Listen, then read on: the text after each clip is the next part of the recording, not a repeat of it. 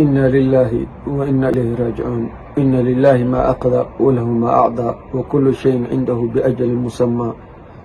aad iyo aad ay xanuun iigu tahay inaan maanta halkan aan u fadhiyo geerida walaasheeda. ilaahay ha u naxariisto, qalbigeyga aad u gubanaa. waa mid ka mid ah gabdhaha aadka ugu jeclaa aan kala socon jiray. intaan ka aqaano gabadhaas waxay ahayd gabar asturan, xishood badan, afgaaban, ma ahayn dadka tiktoka aad ugu dhex milmay.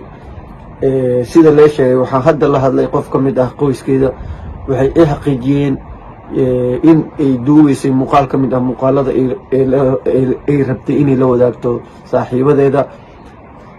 kadibna shilka uu saas ku dhacay.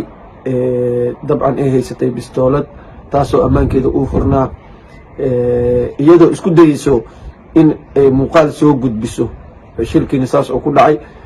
sidoo kale waxaa hadda la hadlay mid ka mid ah saraakiisha CID-da, wuxuu ii xaqiijiyey geerida walaasheena, ilaah ha u naxariisto. sidoo kale taliyaha wuxuu ii sheegay in baaritaan lagu wado, gacantana lagu hayo shaqsigii maanta ka dambeeyey hubkaas inay gacanta walaasheena ay ku dhigto, sababteedana ay noqoto in adduunka maanta ay nagu macsalaamayso, nagu cidleyso.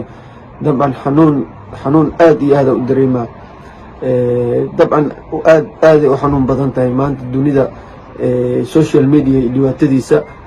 waxaan kaa codsanayaa muuqaalkan hadduu kusoo gaaro weliba si dar alle waxaan kaaga codsanayaa walaasheena inaa usoo duceyso, naxariistii janno ilaahay uu siiyo, familkeeda iyo qaraabadeeda samir iimaan allah ka siiyo.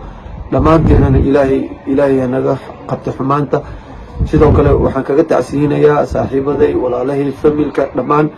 waxaan u rajeynayaa jannatul firdowsa. sidoo kale aaladan tiktoka dad badan aa jiro oo si qaldan u adeegsado iyo dad badan oo si wanaagsan u adeegsado.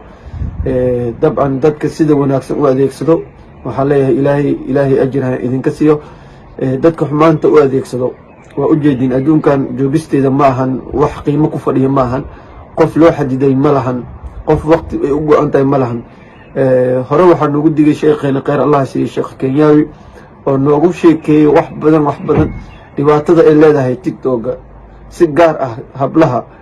waxaan rajeynaya insha allah sheekheena inaan wacdigiisa waxa ku qaadano. ilaahay dhammaanteena noo asturo, walaasheenana kitaabkeeda midig allah uu ka siiyo, dhammaan familka samri imaan allah ka siiyo. sidoo kale waxaa gacanta lagu hayaa oo hadda CID-da ku xiran ninkii hubka lahaa oo sababteedana lahaa.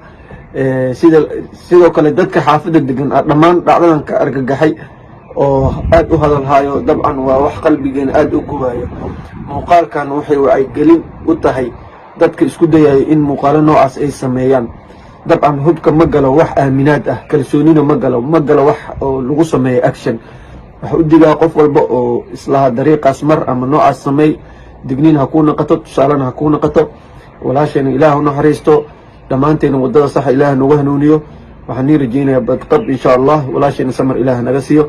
dabcan waxaan kaa codsanaa mar kale iyo mar saddexaad muuqaalkan hadduu kusoo gaaro dar ilaahay inaa ugu duceyso walaasheena, jannatul firdows ilaah ka waraabiy. inna lillahi wa inna ilayhi raajicuun. assalaamu calaykum waraxmatullah. reer tiktokow, war tuuladan yar ee tiktoka ee aynu ku wada noolnahay ideelkeen, raggeena iyo dumarkeena, imaa inay ina geyso janno, imaa inay ina geyso cadaab. allah naga koriye. war tuuladeenan ma quruxsanaa, ma ifinaa, oo ma ka yeelnaa mid ilaahay aynu ku raali gelino, mid qiyamkii aanu ku soo celino, akhlaaq qurux badan ilaahay raalli ka yahay aynu ku fidino, asturnaanta aynu ku fidino, aynu isku wacyigelino, dalkeennii ku dhisano, isku xiriirino. war tuuladan ma quruxsanaa, ma ka yeelnaa mid ilaahay raalli ka yahay, mid dembigeena lagu dhaafo, mid runtii ina geysa janno aynu ka yeelan, waynu ka yeelan karnaaye.